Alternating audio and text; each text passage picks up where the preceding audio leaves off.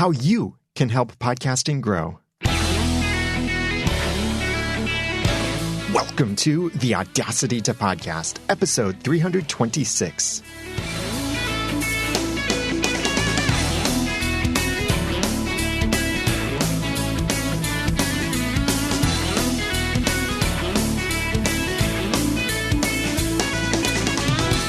Thank you for joining me for the Audacity to Podcast. I'm Daniel J. Lewis, and this is an award-winning, in-depth podcast about podcasting. It's where I give you the guts and teach you the tools to launch and improve your own podcast for sharing your passions and finding success. About a year and a half ago, I did an episode, number 265, How to Help the Podcasting Industry Grow. And since then, and that's one of my favorite episodes, but since then, I think my perspective has matured a little bit, and I've become more understanding of the potential audience and the struggles that they might have, the hurdles they might face in order to subscribe to a podcast, and how podcasting will never see a hockey stick-like growth. It's going to see slow growth. I think that when you look at how this industry was formed, you can see why it's growing so differently compared to how almost all of the other media industries were formed. So for this episode, I want to share the presentation that I and Elsie Escobar did for International Podcast Day, how you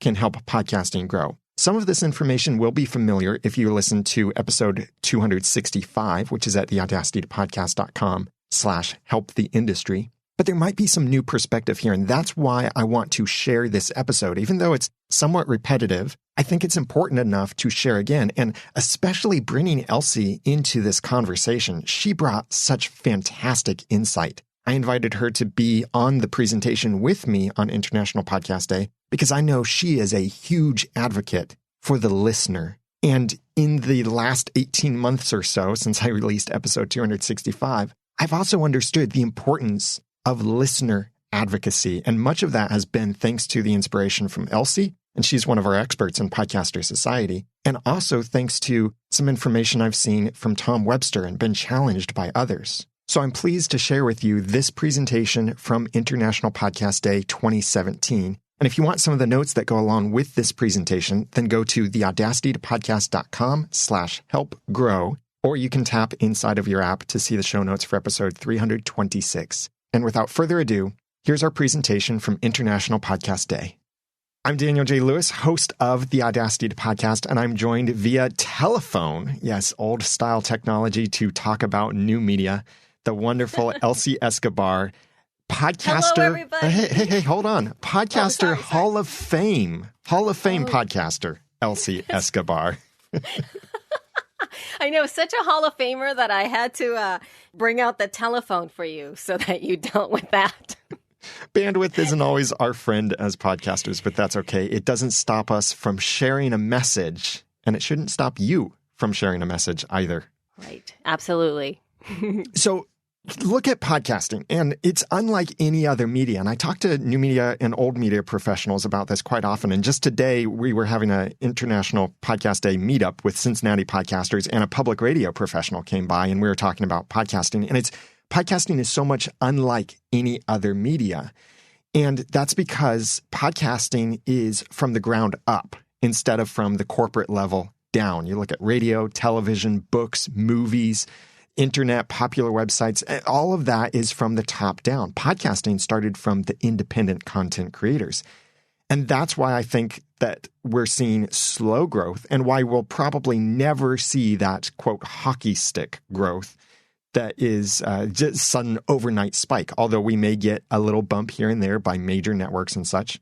So recognizing that it's going to be slow growth, and that this is a grassroots operation and grassroots growth. The major growth we'll see in podcasting, I don't think will be from the top down. I don't think it will be the Gimlets, the Serials, the S-Towns, the New York Times and such. And although they will help in bringing more support to podcasts, I think the main way that we'll see podcasting grow is from the ground up. You and me and the other fans of podcasts, we're the ones who have the most power to bring more people to podcasts. So this session is for you as a podcaster and for you as a podcast listener. So even if you're not a podcaster, you can help podcasting grow. And we want to empower you with that. We want you to become an advocate for the community, an advocate for the podcast listeners. And this is all a big message that I know resonates with Elsie, and that's why I definitely wanted to get her on here, even if it meant having to bring her in through low bandwidth telephone. Elsie brings great value to this conversation, so I'm glad to have you with me, Elsie. Yes, I know. And I absolutely agree. I agree everything that you said, especially with the kind of like the ground roots coming up. And I think one of the things that is really interesting about what you said is that even though, especially if somebody's coming from the corporate environment or maybe possibly from something that's been pre-established, such as radio, even bringing all of that large entity with you when you start with podcasting, you still have to have that other sort of grassroots quality to things, right? It's like there is a level of sort of like thinking that they're going to be reinventing what has already been invented, sort of replicating. And that's not what's happening lately. And part of it is exactly what you said, or something that I really believe in, which is that whole idea of advocating for your work and advocating for podcasting, both at the same time. And I know that you have some really great tips that you can really share with people right away that they can maybe implement from sort of like from their from the way that they do outreach, from the way that they put themselves online, from their websites and what they say in their podcasts. Yeah, the first thing I want to mention is for you, if you're a podcaster, you probably listen to other podcasts, but certainly International Podcast Day is not only for the podcaster, it's for the fans of podcasts. So let's assume we're all at the fan level as well. We have podcasts we love to listen to. So my first tip is share and talk about those podcasts that you absolutely love, just like you would with movies. You know, you see a new movie and you go to your coworkers and you say, hey, did you see the latest Marvel movie or the latest Lego movie or the whatever movie? You're quoting from those movies. You're referencing them. You're telling your friends, you got to go see this. Hey, let's go see it again together. Think of that same thing with your podcasts. When you go into the office and you heard a great podcast over the weekend or overnight, talk about that podcast with your coworkers. Mention it to your friends. Say, hey, you got to listen to this cool podcast. Now, the thing about podcasts is they are much more niche than the mainline entertainment that's out there that appeals to a very broad audience. So you can't always assume that, if you really like an episode of the Audacity podcast, for example, you can't really assume that your coworker is going to care at all about it. So think about those podcasts that others might be interested in. Talk about those. If you're listening to the Story Behind podcast from Emily Prokop, a big proponent of International Podcast Day, she just did an episode actually about the history of podcasts, the story behind podcasts. And that could be something fun that you could listen to, whether it's a podcast like that, an entertainment-focused podcast, a documentary, a history-focused podcast. Share those. Share them online. Share them with your friends and family. Talk about them. Put them right up there with your movies, your books, your magazines, your articles, your TV shows that you talk about with your family and friends. Yeah, and you know what's something that's been very helpful for me, especially since there's been so much conversation in terms of media coverage of what's happening in our world as of late. You know, there's so much happening all over the place. And I think one of the largest complaints that I see from just most people is that there's only one way to get the news, right? Or we feel like we're only getting a certain view and everything's very sort of incendiary and, oh my gosh, headlines.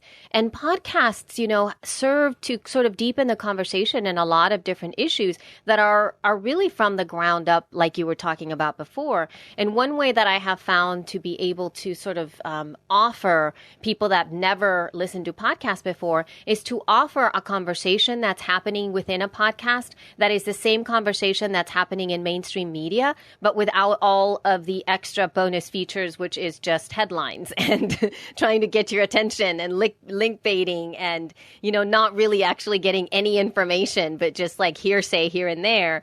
But to really hear people discussing, and I have found that that's been something that has really made.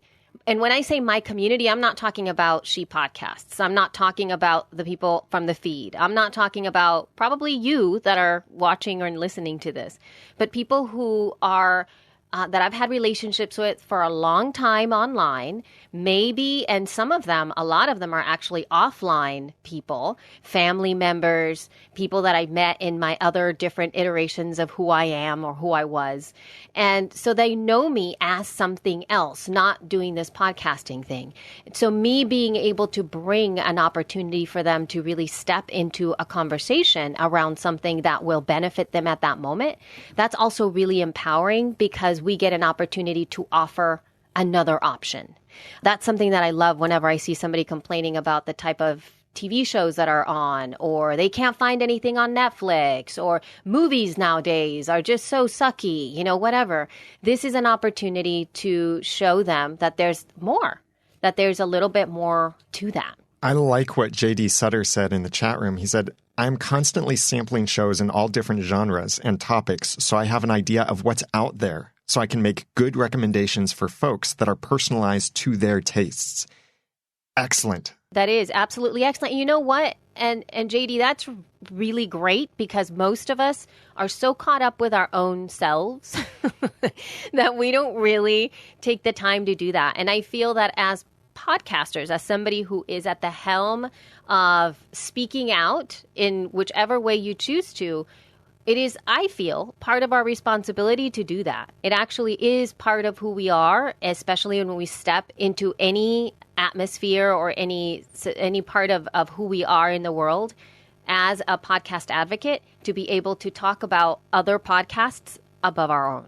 So the second tip I have connecting to this is, and this might be hard, especially for us who are podcasters, and we want to talk about stuff like RSS feeds and enclosures and podcast apps and all of this. No. And this tip, I'm borrowing this from Tom Webster from Edison Research. And I invited Tom to be part of this discussion as well. And he wanted to. He just couldn't. He's doing something else right now. But what Tom said in a recent presentation is explain the content, not the technology. We can talk about, what a podcast is technically, where, yes, it's episodic media syndicated through an RSS feed via the enclosure tag, and it's downloadable, blah, blah, blah, blah, blah. That's all stuff no one really cares about. I think at some point the technology will, like when we're talking about RSS feeds and enclosures, it will disappear. That's not to say it will cease to exist or it will be changed, but we'll no longer have to think about RSS feeds. We'll just think about, I want to subscribe to that content, that show. So that's why I say explain the content, not, it's a podcast. You subscribe to it with a podcast app. And there is a place for that, and we'll get to that in a little bit. But talk instead about, here's this podcast I listen to that motivates me every Monday morning. Or here's this podcast I listen to, or here's this show I listen to that inspires me to be a better husband or to be a better wife or a better father, a better mother. Here's this podcast I listen to that helped me overcome this struggle in my life. Here's this podcast I listen to that makes me laugh louder than anything else in my life. Or here's this podcast I listen to that, here's one for me, for actual personal example. I absolutely hate mowing the yard. I even just recently upgraded from a gas mower to a battery-powered mower, and that's nicer, but I still don't like mowing the yard. So I save certain fun podcasts that I can only listen to them while I'm mowing the yard. And that makes me look forward to mowing the yard because I know that's the time I get to listen to those podcasts. So approach that with explaining the content. Say, why should people care about this show? Not the technology behind what makes that show possible. What's the content? What's the story? What's the change? What's the personal connection with that content? And why should someone listen to that? Yeah, our ability to connect our daily life, and this is something that I teach a lot with the people that I work with, is that podcasting is an embodied experience, which essentially is part of your life. And I'm not saying that watching TV or watching movies and all that kind of stuff isn't, but there is an element of sitting back when you are consuming some of that media, which is primarily driven by video, but something that is more of the audio component is a part of your life. And for people who have never really engaged with podcasts, then telling them that you need to listen to the show could be construed as if in the same way that they, let's say, watch their favorite Netflix show or they watch, late night TV or something like that, where it is about them maybe sitting on the couch and watching. And so it's like, why would I want to do that when I am only listening? That seems kind of weird. And so we need to also show them or teach them that it is embodied. Like, you don't have to just sit on the couch to listen to a podcast. You could do all kinds of stuff, just like what Daniel was saying. You're embodied, and that becomes a trigger so that you can then, every time, Daniel starts to mow the lawn and maybe he forgets to get his favorite podcast in the queue, as soon as he starts the lawnmower, he's going to go, oh, and then there will be a physical cue of living his life that's going to tell him, I have to listen. So we need to show the people who we're telling how that happens. So it's definitely right in terms of the showing the content.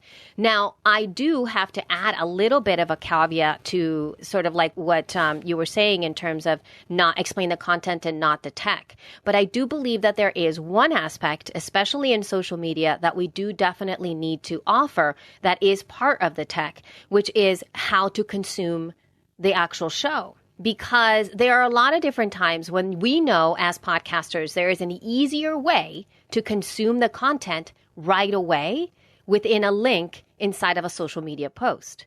And so what I've started to do inside whenever I share to social media, and I know that my audience at that moment is probably not the most tech savvy type, then I will make a little bit of like little bullet points be underneath where I can say, you can listen to the show right away. If you click here, if you have an iPhone, you click here and you can play directly from the podcast app. If you have an Android phone, click here and then you can find that. Or if you want to listen straight from the website, there's a big gigantic player right at the top and you can go ahead and just press play there. And so then people have an opportunity to kind of go like, oh, there are all these different ways. Or maybe if they click through, they're able to do that as well. And I know that, people like my mom, she listens straight from Facebook, which is kind of shocking to me because she knows that there are podcast apps and she knows that these things exist. But because of what I was talking to you about before, she is used to habitually consuming the content, doing it in a specific way. So when she's in the kitchen, she has her iPad. She sees that we posted the latest She podcast. She plays it directly from our Facebook page, and then she continues to do her cooking. And that's what she does. That's like my dad. He follows the news very closely. He comes from a military background, so he's very interested in what's going on in the country and in the world. And although he has an iPhone and it has that really nice news app that you can customize to see the latest news that you're interested in and such, he has the CNN app, the Fox News app, all of the major network apps installed in his phone. That's where he goes. He goes into the app to check the latest news and into those separate apps. So my dad would be a potential great person to download one of those single show standalone podcast apps like Libsyn can create for you, as well as some of the other companies can create those kinds of things for you. I'm also, though, being the bad son, especially bad co-founder of International Podcast Day, that I'm using my dad as a social experiment. I'm waiting to find out when he says to me, I was listening to a podcast the other day, or he tells me about a podcast he discovered, because when that happens, then I will know podcasting is totally mainstream. So sorry, Dad, I'm using you as an experiment.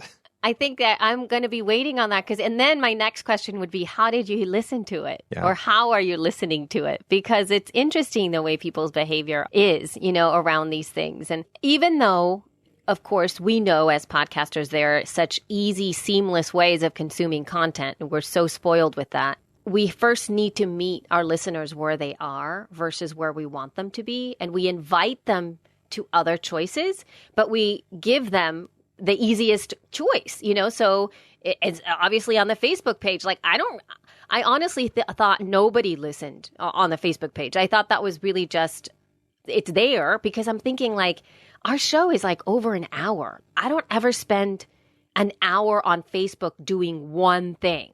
or listen. You know what I mean? I don't think I've ever done that. Like I'm usually like browsing here and there and then I go away. And so to think that there are people that's the way that they're stepping in, and for us to then offer another way and say like, you can listen on Facebook, or these are other ways that you can take us with you, stuff like that.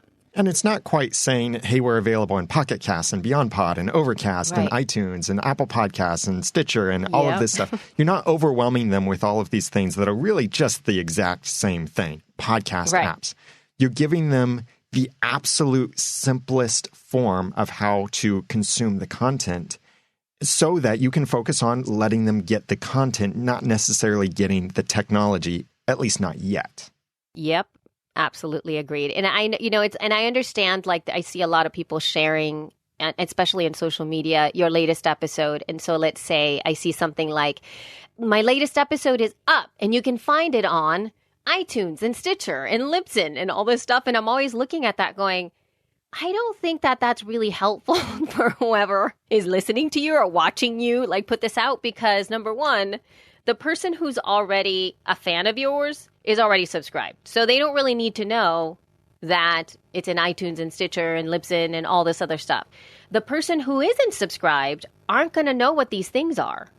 So I would prefer a specific link. One time you share a Stitcher link. One time you share your direct MP3 URL. One time you share it directly to your permalink. And so you have a different opportunity for them to understand and to be exposed to it and then go, oh, very neat.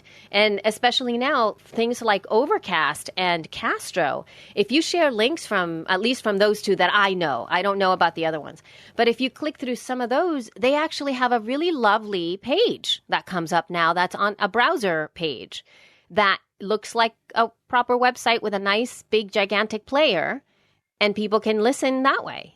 And it just seems like that's such a much easier exposure to understanding that it's something you listen to.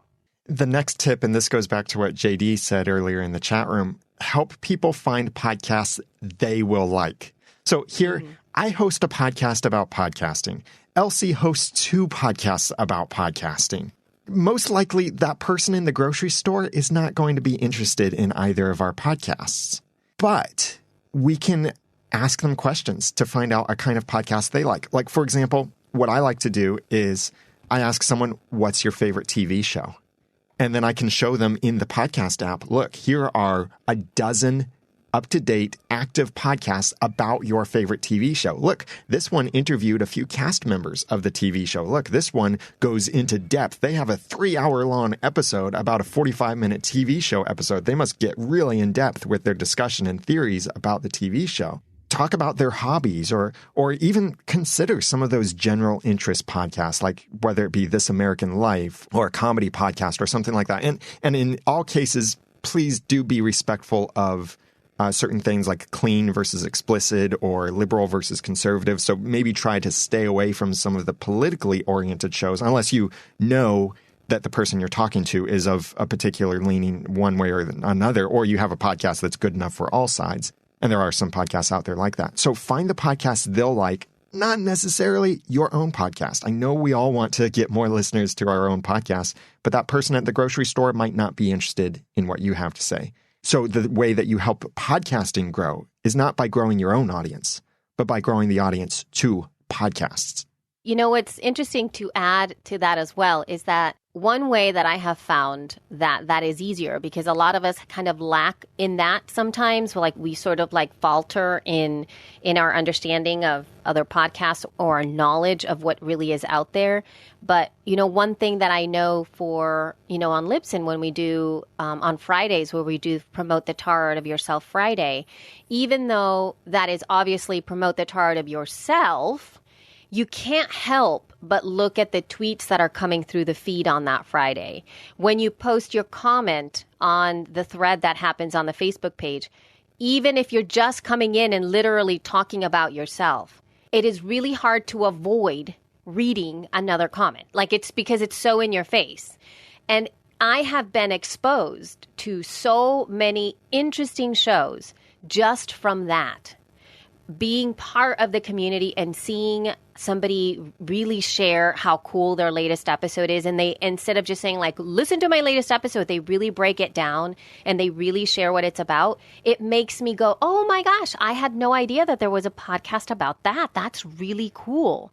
And I get to know a lot of people from that just by reading that. And if they consistently post week after week, I end up all of a sudden listening because I'm intrigued by the topics and I'm intrigued by, wow, I had no idea what that was.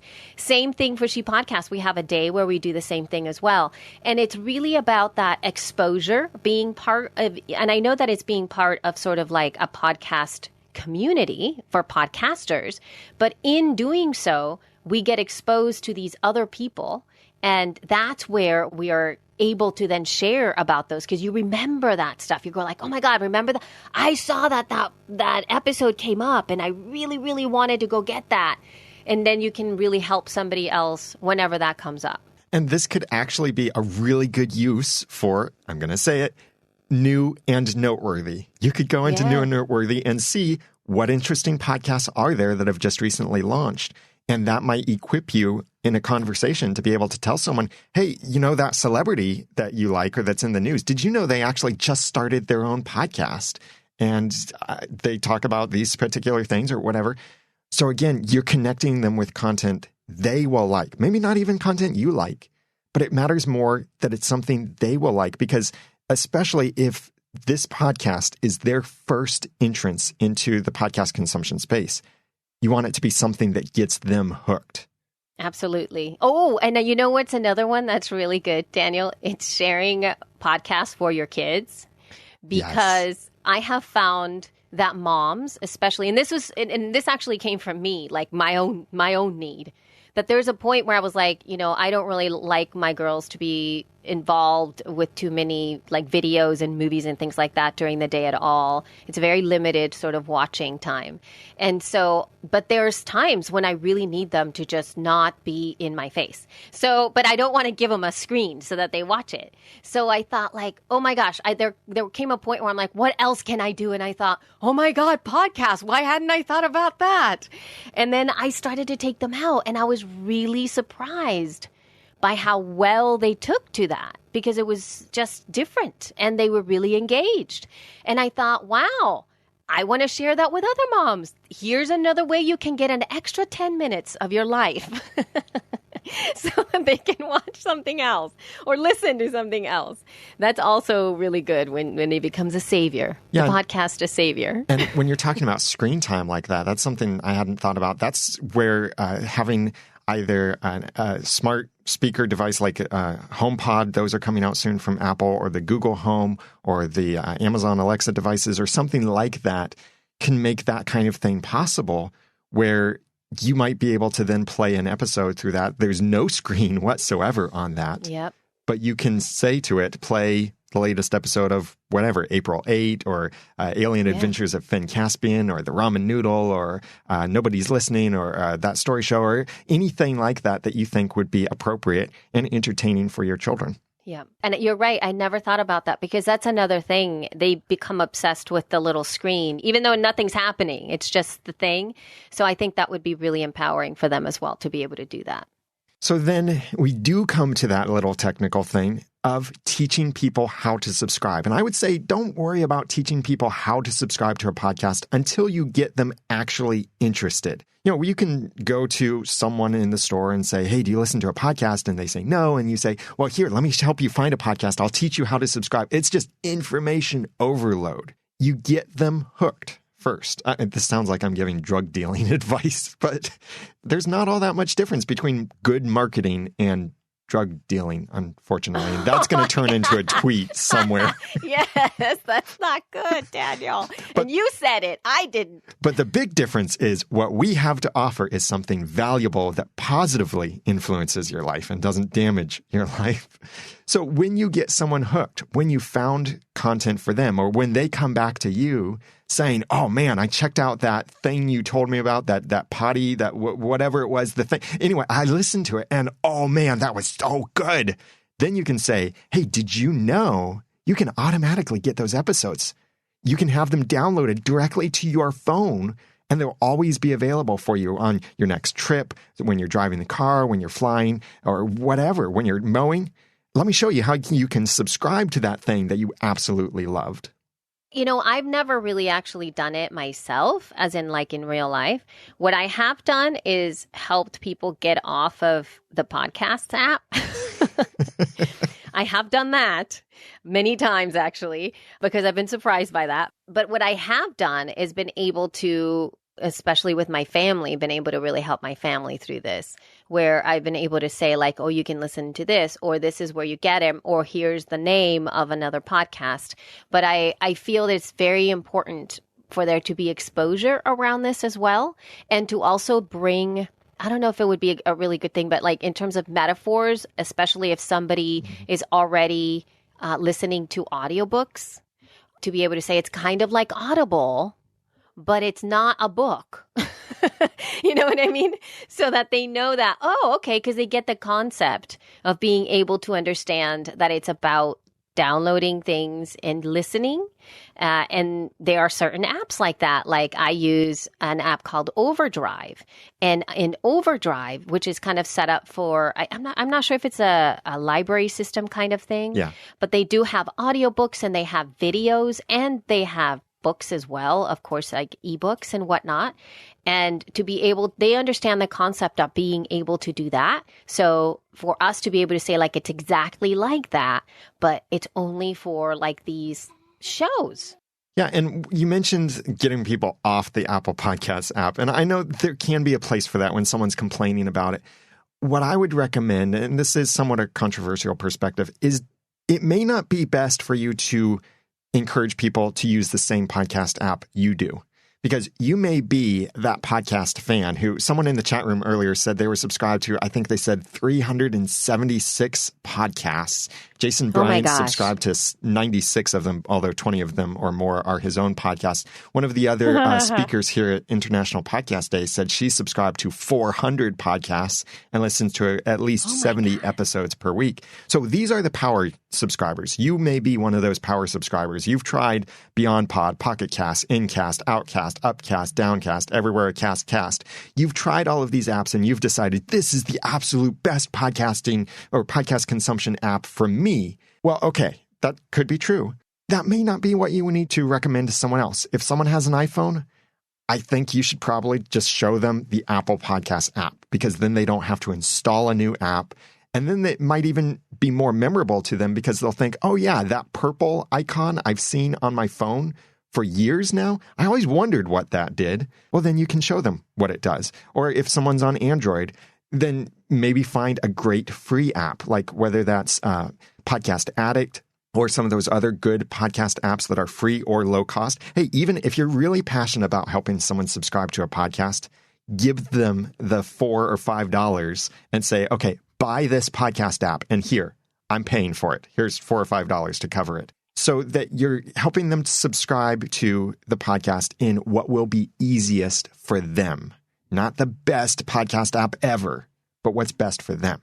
Oh, and I agree. And now the reason why I do this, Daniel, is because I have found that especially for searching for stuff, there are certain podcast apps that are easier for me to use. Mm-hmm. And then also, especially for the kids, I think that we talked about this on the feed. And even though the app itself isn't necessarily that beautiful or that fixed up or anything like that, but Leela Kids has been really helpful for children's podcasts. And even though at this moment, and I reached out to the team, and I don't know if they've updated it because I haven't checked it out, but one of the reasons I love Leela Kids for especially for sharing for moms and things like that. Number one, it's free. Number two, it's like broken down specifically for families. So as soon as you open the app, it's broken down into the kid's age, 3 to 5, 5 to 8, 8 to 12, and then 12 plus. And then it's got these just huge icons that say like bedtime stories or music and learn English and animals and ocean and curious and all that kind of stuff. So that the kids can actually, it's easy for them to see, like, I want to hear an episode about an animal. And then they can go there. And then all of the podcasts within there are not necessarily given to you via podcast show itself, but via episode. And it's broken down in that way so that they can really consume the content that they want. So that's times when I have absolutely done that, because I find that to be easier, especially for that. And then I thought, my God, wouldn't that be nice if we had something like, as a grown-up, I want to learn about tigers. I want to go in there and just press tigers. We do need that. I know. I would also say for you as a podcaster, you have your own podcast. You can help podcasting grow by making your own podcast as easy as visit my website and press play. There are plugins. There are very simple, free, and some paid options that can help you do this. It doesn't have to be complicated. Don't load your website up with all of this stuff that buries the podcast player. Make sure it's so easy for someone to get to your podcast that they can visit your website and press play. Just today here, having some local Cincinnati podcasters meet up at my studio, someone was talking about their concern about their search engine ranking. And their concern wasn't actually for discoverability of their podcast. Their concern was for people to be able to find their podcast by entering the name of their podcast. So I and Cliff Ravenscraft is actually in my studio right at this very minute. He's a local Cincinnati podcaster as well, and we're great friends. And Cliff and I were both talking with this gentleman, and we both agreed that, well, first of all, make sure your domain matches your podcast name. So you don't have to tell people search for this name in a podcast app or in Google or something like that. You just say the name of your podcast and add .com to the end of it, or .tv or .whatever makes sense and is affordable for you. And when people get to that website, make sure the player is so prominent, no one can miss it. They can visit your website and press play to hear at least your latest episode. Certainly helpful if your other episodes are playable from the front page, but at least have one episode playable very prominently from the front page, and include the top subscription links, which I would recommend. And I've got an episode from the Audacity to Podcast talking more about one of these. I recommend have your subscribe in Apple Podcasts link. Also, a subscribe on Android link powered by subscribeonandroid.com. By the way, that's created by one of our sponsors for International Podcast Day. Blueberry created that, but it's not very Blueberry branded, so you don't have to use Blueberry products to create that. You could run your Libsyn podcast feed through subscribeonandroid.com, but it makes it much easier for Android users to subscribe with a podcast app, or it recommends a podcast app on Android for them to use. And then RSS. You might even consider having an email subscription option, but that's up to you if you want to set that up. I know sometimes that can be more complicated or cost a little bit extra, but your Apple Podcast, what we used to call iTunes, subscribeonandroid.com, and your RSS links, make those very prominent so that someone can very easily visit your website and press play, or visit your website and press subscribe to the platform that's most relevant to them. In conjunction with that, I do feel very strongly about making sure that, as pretty as it looks like on a computer browser, for you to really understand what that looks like from the mobile infrastructure, whatever it is, because most people are going to be clicking through, and that's the way people are consuming social media. I venture to say the majority of people are going to be exposed to a link that you share or somebody else is sharing within the social media environment in some way. So if you do that, make sure that you know what it looks like from a mobile kind of interface, and what happens and how soon you can actually click through, what happens when you do these things. Because a lot of the time we have a little bit of a disconnect because we want to make things visually appealing. But then when we never actually test the process of somebody subscribing to your show via mobile on the go and how easy that is. I have found that there have been some players that have been really skinny, and the skinny players with the tiny little heads, those are the hardest ones for me to sort of like click with my thumb to be able to find them and to pause them, because that you also have to remember that most people, when they press play, but then they have to press stop because somebody's talking to them and they didn't know it was going to come in their ears or whatever. And I found myself trying to figure out how to stop this now, right? And we need to make that easier as well. Tell me about being an advocate. Being an advocate in your local community is like my biggest thing as of right now. And I'm putting this up to everybody, and every single person that works with me that on a one-on-one. Part of it is the library. The library system is so full of people who are essentially coming to a place to get content. That's what's already happening. The system itself is built upon education, information, the end. And so the librarians themselves are always looking for ways to enhance knowledge and be able to give information to those that are attending their, the library. They're constantly looking for content. And that doesn't necessarily mean that you're going to have your podcast there, but that could be you stepping up and saying, I would like to run a workshop, a free workshop on podcasting. And I'm not talking you are going to teach people to podcast, but essentially have a workshop about podcasts for families and kids as another opportunity to enhance their family life. To be able to offer a podcasting workshop and really focus in on business podcasts or podcasts that are really empowering for another type of demographic, sort of like people who are immigrants, because there's a lot of podcasts out there who are teaching immigration practices and how to do your citizenship test and all that kind of stuff, or how to learn English. To be able to do something like that, where you come in and you essentially just say, these are other options. You're teaching people how to consume them, but you're talking exactly what you're saying, Daniel. You're talking to what they are looking for, what information they are craving. And again, since they're going into the library to read books, audio, like podio books, if you will, all of those books with all the extra things that come with them, that would be a wonderful thing to do. Just making friends with the librarians. Same thing is happening with like the Chamber of Commerce. The Chamber of Commerce in your area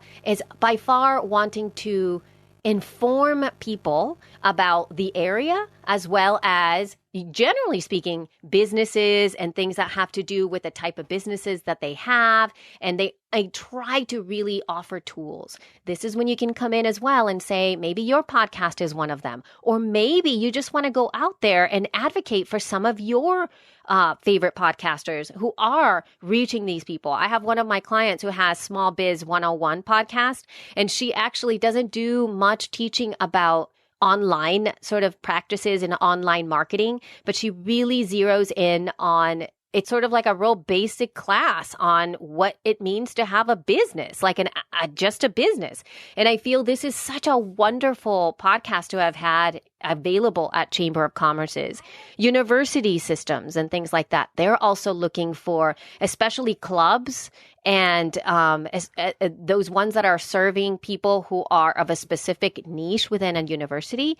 What a wonderful way to be able to go in there and say, hey, you guys that are doing your movie club, or they're part of the media, they're getting their BFA or something like that, to be able to offer some really wonderful fine art shows that are out there and say like, wow, check this out. This is another way to do it. So I'm a real big advocate when it comes to that, so that you can step out and you can teach people about how to listen to podcasts. And there could be a model for how to do this, and not only in these smaller, very local groups, but even at larger, more corporate, even broadcast levels. I can't give details, but I would say keep an eye on Cincinnati. There's a tease for you. Something could be coming out of Cincinnati that might be inspirational to some other cities, for some opportunities for you to be an advocate in your local community. So good. So good. Elsie, what else really stands out to you for a way that we, whether we're podcasters or podcast fans, can help podcasting grow? I think one of the key teachings that has really been an impact for me is that you really need to teach your audience language that they can repeat. This is something that I often say to my ladies from the E-League specifically. And when I say language that you can repeat, I'm not talking about word for word. I'm talking about how powerful your mission and your impact statement is, and how that is embodied by the way that you speak behind the mic every single time you go out there. Because there's obviously things that we all believe in, and the reason that we're behind the mic. And the clearer we are about why we are podcasting, or our message, the larger sort of vision of our work, the easier it is for that person to be hearing it to then share that with another person. Because I feel, it's great for us to talk about it, to talk about our shows, but the true growth actually happens when the next person can share you. And I love it when people get on and on social media and they share something that I've said. Oh, they kind of move to the place where and I have Elsie in my head talking to me about downloads really don't matter because of X, Y, and Z, right? And I know that that's something I bring up a lot in terms of just having another way to measure success versus downloads. That's something that I say often, a lot, in almost every single interview that I go on. And so I am glad that people are repeating that language, because it's in that repetition that it's actually going to have legs. That's when it starts to grow. But it only comes from a sense of clarity for you as a podcaster to know why you're behind the mic. Because if you're wishy-washy and you don't really know what your show is about, and it's just all about all of this stuff, and it's really fun and exciting, if you can't really zero in on the why, nobody else is going to be able to share it. They're going to go, oh, Daniel's show is really nice. He talks about all kinds of things. It's like, sweet, and that, so it won't be as a one pointed thing. And if your listeners really love you, they'll hear the same themes and they'll be able to then share them. And then that's when it's like, I've got it. When you start to hear your language shared by somebody else, that's when you've got them. That's when the true growth starts to happen. Elsie, thank you very much. You've shared amazing content. We could go on for another hour, I'm sure, talking about this. But sure. This is your opportunity. You watching or listening to this right now. Now you carry on the conversation. Continue celebrating. Hey, guess what? International Podcast Day. This is a great excuse for you to start that conversation. All of this stuff that we've been talking about, this is your chance. This is your excuse to do that. Other companies, yesterday was a National Coffee Day, and I got a free cappuccino at a local United Dairy Farmers, and in June is National Donut Day. And is a donut or a coffee really going to change your life in the long term? That is, I know in the short term it makes your life better, but in the long term, no. But podcasts do. Share that life-changing power with others, and take these tips that Elsie and I have shared with you so that you can help the podcast industry grow, help podcasting grow. Even if you're not a podcaster, you have the most powerful influence among your friends and family to expose them to this amazing content, this life-changing content, this high-value niche content, so that you can help them make their lives better too. By the messages that they consume, the podcasts that they find, you can be that agent of change, that advocate in your community, in your relationships. So, Elsie is the co-host of She Podcasts, a fantastic and very entertaining podcast that is, although it's targeted for women podcasters. Guys, we can learn a lot from this, and it's extremely entertaining too to listen to. And that's, I think, maybe one of the biggest reasons I enjoy She Podcasts is because it's entertaining, not because it's educational. I just enjoy the perspective and enjoy laughing and enjoy that you guys don't take yourself so seriously, and that you have, the 7 tips for this like I do obnoxiously with my show. Elsie is also the co-host of The Feed, the official Libsyn podcast. And there will be links for those shows, I'm sure, on the website at internationalpodcastday.com, or you can search for them in your favorite podcast app. Connect with Elsie on Twitter at YoGeek. Elsie, thank you for joining me and sharing this presentation with me. Thank you very much, Daniel. I really appreciate it. I hope you got some value from that presentation, especially from what Elsie said. I loved her perspective, loved the things that she brought to that conversation. So if you enjoyed this conversation and you believe in this and you believe in the power that you and I have to help podcasting grow, then please go to the show notes at theaudacitypodcast.com/helpgrow and share this episode out. You can share it in podcasting communities. You can share it with fellow podcasters. You can share it on your social networks, anywhere like that. And I'd really appreciate it. And it's a way that you can encourage others to also speak this same language, to be advocates for the listeners and for all of us who have control over our grassroots to help podcasting grow, because we are the ones who hold the greatest influence to do that. So please visit the show notes at theaudacitypodcast.com/helpgrow to share this episode out. Before I go, I want to share a review and share some insight from that review. So thanks to Chef Robert from the United States of America and host of the Happy Diabetic Kitchen, who wrote in Apple Podcasts, "The help I need. Daniel, I have heard Dave Jackson talk about you for a very long time." I'm going to stop right there. When someone else talks about your podcast in their podcast. That's powerful. When you can build relationships with other people, that happens naturally. It's not a forced thing like you're begging them to give you a shout out, but it's a natural thing because you work together, you respect each other, you're in the same industry, even if you're competitors. Like Dave Jackson and I are competitors, but he's also one of my closest friends. And we talk about each other frequently. And he won the podcast award, and he totally deserves that podcast award. I really think Dave Jackson should also be in the Podcasters Hall of Fame in the Academy of Podcasters Awards. We'll see if we can make that happen too. Regardless, when someone else shares your podcast to their audience, that's word of mouth, and that's powerful. And I hear this quite often, both in reviews as well as directly from people who say, I heard so-and-so talk about you in their podcast, or I heard you on such and such podcast. It's funny to see sometimes a certain path that people go to Dave Jackson, then they find Podcasters Roundtable, and then they find me. Or sometimes they'll go to Ray Ortega, then to Dave Jackson, then to me, then to Podcasters Roundtable. It's this interesting little spaghetti of relationships, but that's the power of building relationships in podcasting and the power of word of mouth. So look to build those relationships with others, and those can bring your exact ideal audience member to your podcast. Back to Chef Robert's review. He said, so happy I decided to tune in. I just heard your most current episode, which at this time was now a month or so ago. And he said, wow, great stuff. And I admire your passion. Thank you very much, Chef Robert, for that kind review. Chef Robert hosts the Happy Diabetic Kitchen podcast, and that's over at happydiabetic.com. And he does that with his son. So you might want to check that out to see how a father and son podcast together. And here's the description of their podcast. Our guide to the world of food and healthy cooking and cooking love. The menu serves up interviews with the world's most amazing chefs and experts in the field of diabetic health.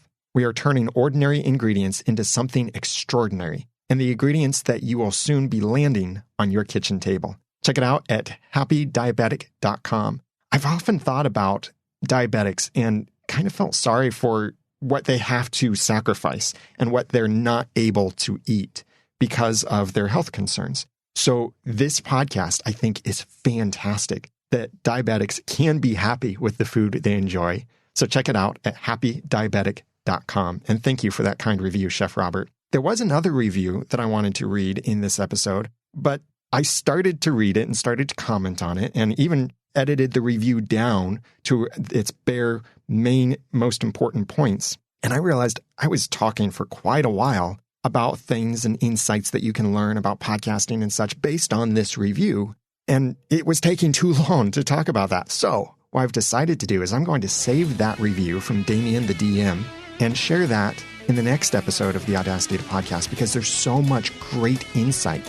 It's a 4-star review that has some critiquing, some might even call it criticism in it, but it's super valuable feedback, and I think you can learn some good lessons from it as well. So I'll be sharing that in the next episode of the Audacity podcast. I really appreciate the podcast reviews. Even when they're negative, I appreciate it when it's honest. And most of all, if you write a podcast review for the Audacity podcast in Apple Podcasts or in Stitcher, please share what you have taken from the podcast, how you have benefited, how your podcast has gotten better, and make sure that if it's not obvious from your name in the review, make sure the name of your podcast and your name are in that review so that I can thank you by name and give you a link and shout out in an episode of mine. You can get those links to write a review over at theaudacitytopodcast.com. Now that I've given you some of the guts and taught you some of the tools, it's time for you to go launch and improve your own podcast for sharing your passions and finding success. I'm Daniel J. Lewis from theaudacitytopodcast.com. Thanks for listening.